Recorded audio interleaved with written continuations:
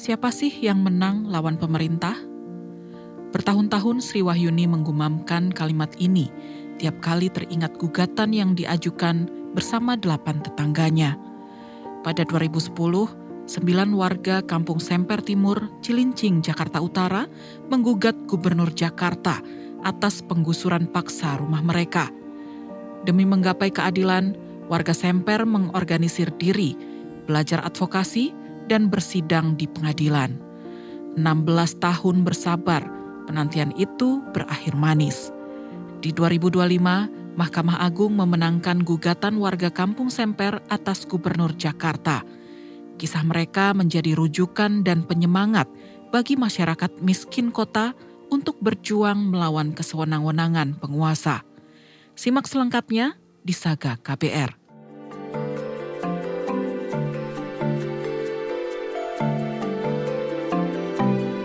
Saga, cerita tentang nama, peristiwa, dan fakta.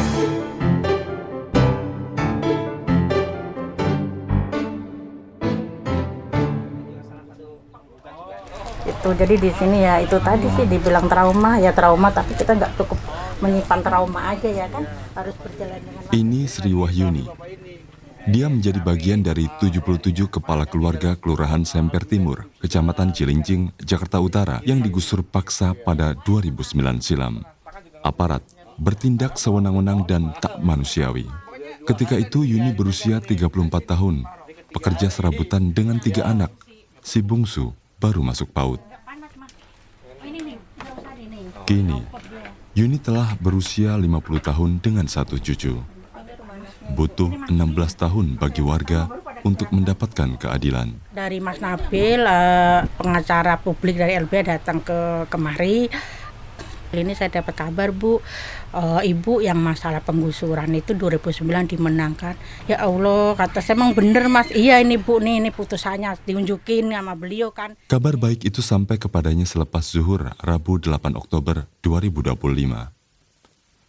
Perwakilan LBH Jakarta menyerahkan 12 lembar kertas putusan Mahkamah Agung.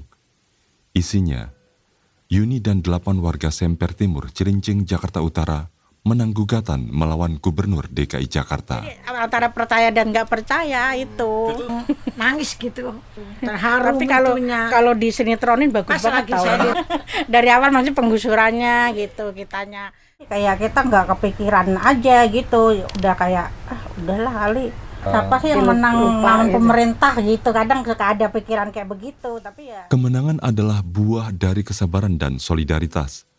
Selama belasan tahun bertahan, warga belajar soal hukum, mengadvokasi diri, dan berjejaring demi merebut hak-hak mereka yang dirampas penguasa. Ini adalah potret nyata kegigihan masyarakat miskin kota, kata Edi Halomuan Gurning, pengacara dari LBH Jakarta yang mendampingi warga. Pelajaran pertama ya warga itu pertama kesulitan warga ya, terus kedua memang ya bagi pemerintah ini cambuk besar ya karena tidak boleh semena-mena juga. Yuni mengingat jelas kejadian pada 18 November 2009 dini hari. Hujan mengguyur Kampung Semper, hawa dingin kian menusuk. Ia terjaga, sedangkan 3 anaknya masih terlelap. Serombongan aparat datang, membangunkan warga kampung. Jam 3 kita digusur 3 pagi. Masih pagi-pagi buta, lampu masih keadaan nyala, kita udah ada yang bangun, udah ada yang belum. Jadi pas ada ini yang di sana langsung ada kentongan, zaman dulu kan tiang listrik ya, ding-ding langsung lari ke depan. Bet tadi yang masjid ya, pagar betis ibu-ibu. Yuni membangunkan anak-anaknya, meminta si sulung yang masih SMA membawa 2 adiknya menyelamatkan diri. Para perempuan kampung spontan maju di barisan depan. Mereka mengadang aparat dan beberapa unit alat berat yang sudah terparkir. Kan masuk, bukan ibu-ibu semuanya depan pagar betis, kalau bapak-bapak di belakang. Namun, aparat malah beringas. Kita nggak pakai senjata, mereka pakai senjata. Ibu-ibu ada yang di strom, ada yang diterabas. Kan gitu, jadi udah kocar-kacir kita. Ada yang kayak bom lotok, petungan, kocar-kacir di situ. Disetrum badannya, tahu disetrum pokoknya pakai alat setrum itu. Ya ingat, ya ini tanda tangannya. cacat sampai sekarang. Mas Laka termasuk yang kena gebuk. Kan kita dulu kalau perempuan kan di Dipendung pakai pendungan itu kan cacat sampai Iya, sekarang. pendungan begini. Banyak yang cacat. Maksudnya luka. Ada tuh luka. tadi videonya coba dibuka. Dia bilang, warga tak punya kekuatan melawan aparat yang kian brutal. Diwawancari di sana juga 4 orang ya. Yang Ya. tukang beca ya. Yaitu pangasimen yang berdarah-darah kepalanya apa. Itu karena dipentung itu ya kan. Anak rumah itu kejar. Kepalanya bocor, ya macam-macam. Ada itu yang pegang bocor ada. Akhirnya kita diserang. Saya dibanting, saya digotong 4 orang itu Satpol PP yang saya tidak kenal. Saya dibanting depan anak istri. Saya sampai sempat menyampaikan, ayo kalau berani 1 lawan 1. Tapi seragam Anda copot. Saya gituin sama saya. Pada waktu sampai menantang begitu saya. Jadi berinting saya. Usai warga kocar-kacir menyelamatkan diri, alat berat leluasa merangsek masuk permukiman. Rumah-rumah warga luluh lantak. Dari kejauhan mereka hanya bisa menatap sayu. Rumah yang dibangun dengan hasil keringat sendiri selama bertahun-tahun, rata dengan tanah dalam hitungan menit. Penggusuran paksa itu menyisakan luka mendalam di hati warga. Saat fajar menyingsing, yang tertinggal hanya puing. Tak banyak yang bisa diselamatkan warga. Ya dibangun kita keluarin, yang sekolah nggak jadi sekolah, bajunya juga pada hilang kemana tahu. Orang namanya kalau doser udah nggak lama tuh itu jadi yang ada bisa dikeluarin.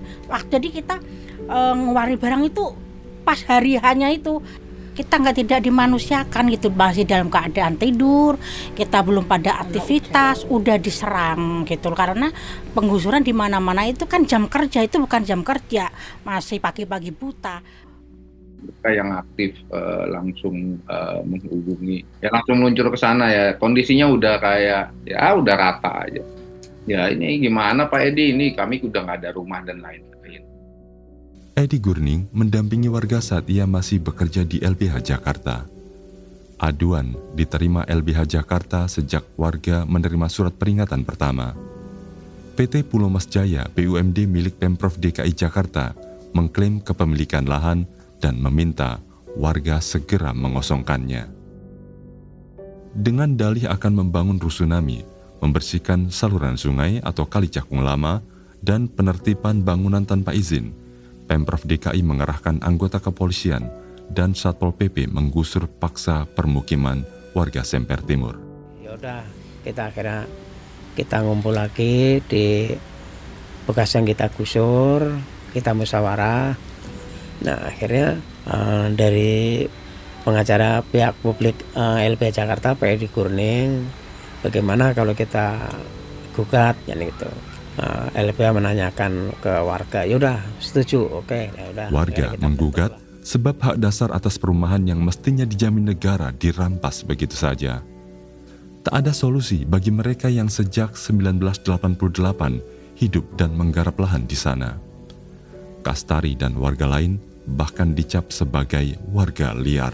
Saya dan warga itu kan di sini punya KK dan KTP. KTP dan KK itu siapa sih yang menerbitkan? Kan itu dari instansi pemerintahan. Artinya kita diakuin dong, bukan warga liar dong. Kebanyakan warga Semper Timur yang merupakan pendatang diketahui juga menghidupi lahan tempat mereka tinggal dengan berkebun, menanam padi dan sayur mayur. Merasa dizalimi, warga menggugat. Mereka membangun tenda-tenda terpal di dekat lokasi reruntuhan. Nah selama itu kita hidup di tenda yang dibagi 4 keluarga 1 tenda waktu itu. Kita sekat buat 4 keluarga 1 tenda. Namun usia tenda tak pernah genap sehari. Aparat membongkar tenda-tenda mereka. Jadi kalau hidup di tenda itu ya kita sore diberdirikan, pagi dibongkar lagi oleh Satpol PP. Kita berdirikan lagi sore. Selalu begitu Mas. Bikin tenda mau diiniin lagi, mau ini diiniin lagi, kan keluarga lama-lama kesel. Mau tidur susah, mau istirahat siang susah.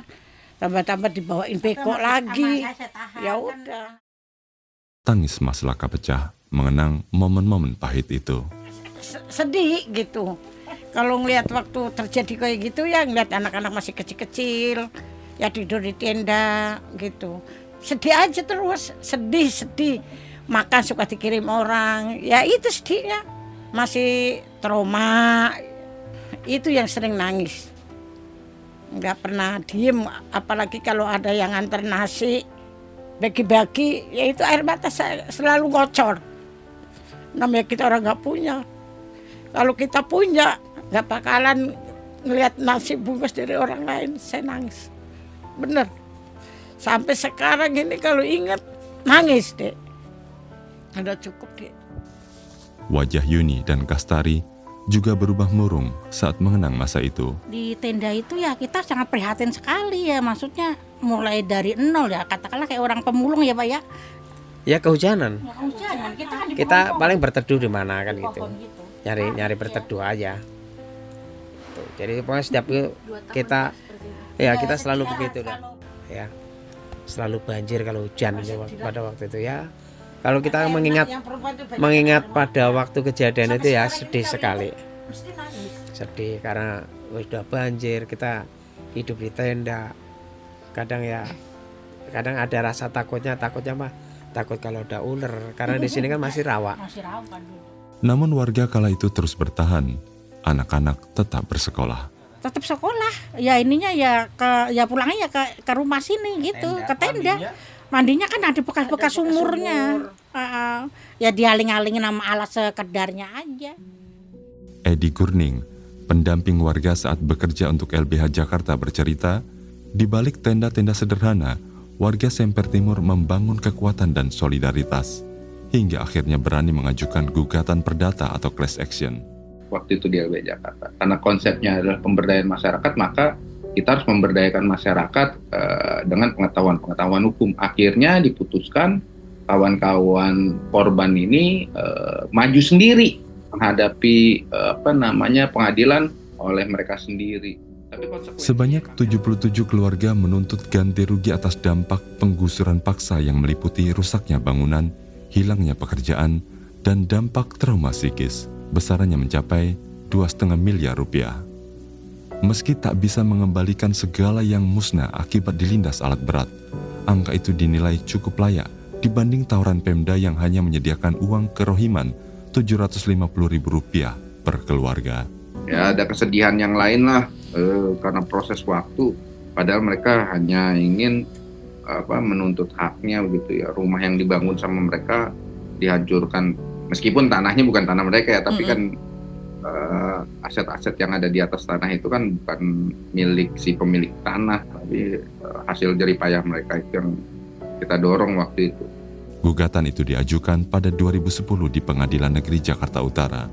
Yuni, Maslakah, dan Kastari adalah 3 dari 9 perwakilan penggugat. Bisa jadi tim ceritanya gimana ya, saya bilang kita kan semua masyarakat dari kelas bawah ya, bayar pengacara kan nggak kuat, jadi kita maksudnya ayo kita jadi pengacara sendiri, ya itu dibimbing sama LBH Jakarta, di Peliping tiap hari Kamis, kalau mau sidang di Peliping, mau sidang di Peliping, terus kita belajar dari situ. Oh gitu ya, jadi kayak sekolah lagi, iya kayak sekolah lagi, jadi ngerti hukum itu belajar dari situ. Oh gitu kan ya.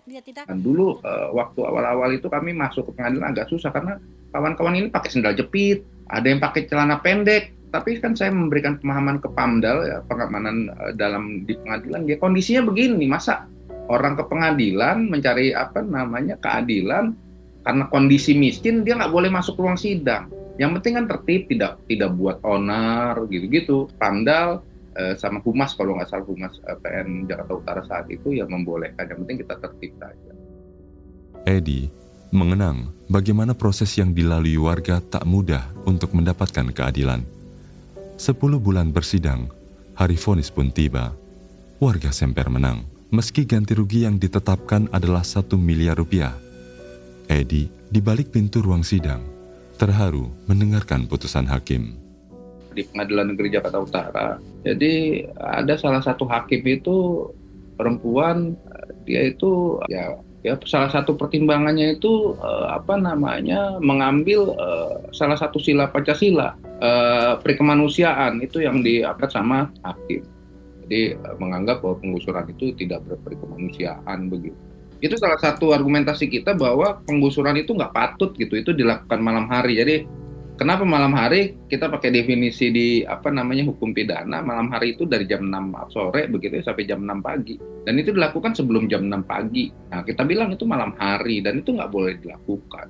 Orang masih beristirahat. Pun saat itu masih waktu sekolah. Ya, jadi ada ada komentar umum ya tentang penggusuran di PBB itu nggak boleh dilakukan ya saat malam hari, saat waktu sekolah, yaitu kita pakai pendekatan itu.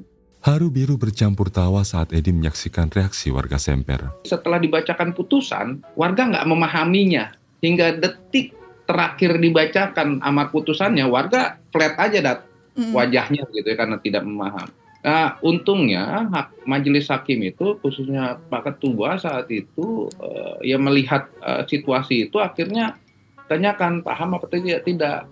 Warga menjawab tidak. Akhirnya dijelaskan sama majelis. Jadi gugatan Anda itu dikabulkan sebagian. Bahasanya menang lah, kata Pak. Saat itulah baru bergemuruh tuh, karena warga banyak juga ya teriak alhamdulillah, merasa senang dan lain-lain. Mereka senang sekali begitu ya membacakan. Sampai warga semua maju satu-satu salamin hakimnya. Namun gemuruh itu tak berlangsung lama. Proses hukum maraton dimulai dengan upaya banding dari Pemprov DKI. Pada 2012, warga kembali menang di Pengadilan Tinggi Jakarta. Pemprov tak tinggal diam. Kasus itu dibawa ke Mahkamah Agung. Pada 2014 di tingkat kasasi, warga kalah. Putusan yang menyesakkan setelah 5 tahun berjuang.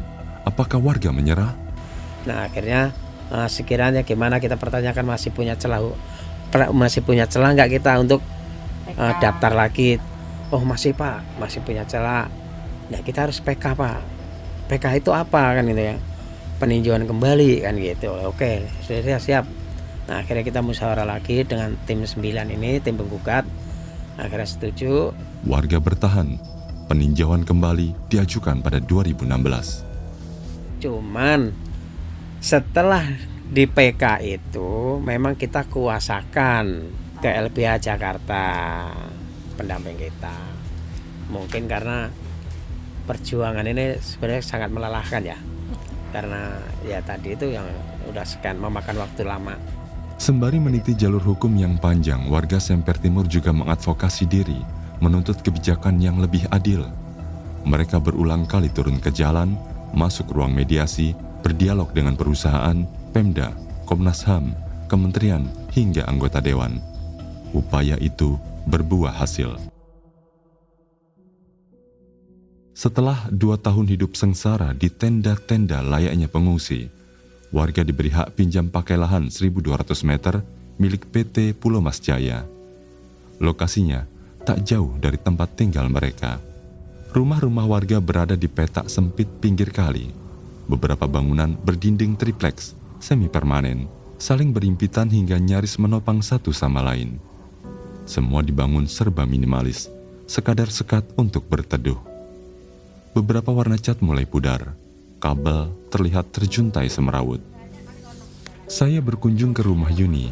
Ia langsung menyalakan kipas untuk mengusir panas, katanya. Beberapa rekan seperjuangannya, Mas Lakah dan Kastari, ikut merapat. Tiba-tiba rumahnya penuh sesak. Di bangunan 3x8 meter persegi itu, ruang tamu jadi satu dengan dapur, ditambah kamar mandi di lantai yang sama. 2 kamar sama kamar mandi. Cuma kan saya dipotong tengah kan ini, makanya ke atas. Yang jelas ya kita nikmatin aja lah Mas, sudah.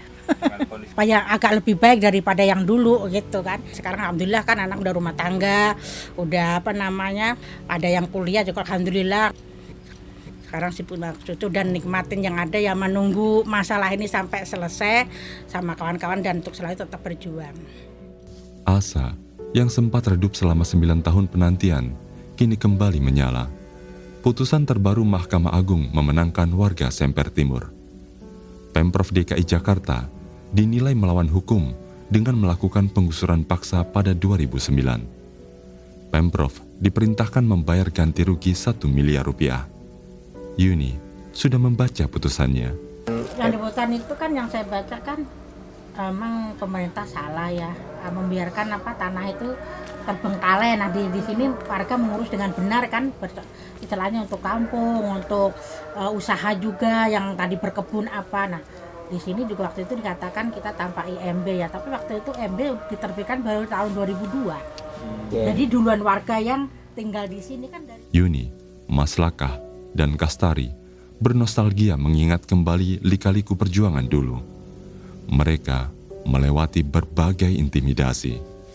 Ya hampir tiap hari saya terakhir itu dikepung oleh 25 katakan preman atau kan mungkin preman kali lah.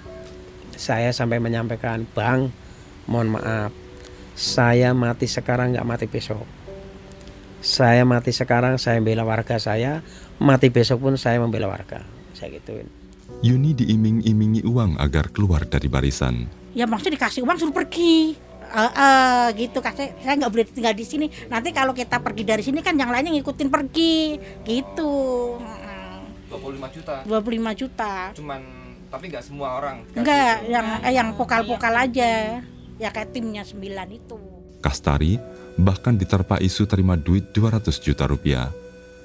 Namun semua ujian itu tak menggoyahkan solidaritas warga Semper. Mereka berjuang hingga finish dengan kemenangan. Ada yang bikin saya sedih. Banyak teman-teman kita udah almarhum semua. Jadi nggak semuanya teman-teman kita dengar kabar kemenangan ini. Warga Semper sejatinya masih hidup di ambang ketidakpastian. Rumah mereka berdiri di atas lahan milik Pemda. Sewaktu-waktu bisa diusir. Sementara lokasi penggusuran telah berubah menjadi bangunan-bangunan garasi kontainer untuk kepentingan bisnis. Ini berbeda jauh dengan rencana awal penggusurannya. Ada ketakutan kayak waktu 2009 lagi nggak? Enggak, udah enggak.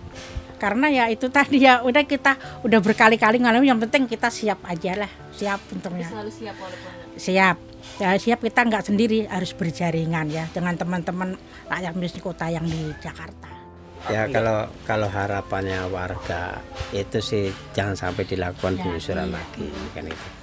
Cuman kan kembali lagi mengingatkan kembali saya ke Pemprov, bila mana mau melakukan penggusuran dimanapun di seluruh DKI pun itu harus ada kata mufakat, musyawarah dengan pihak-pihak yang akan digusur.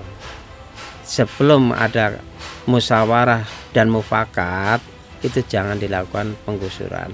Ini yang buat pelajaran bagi mereka. Demikian Saga KBR.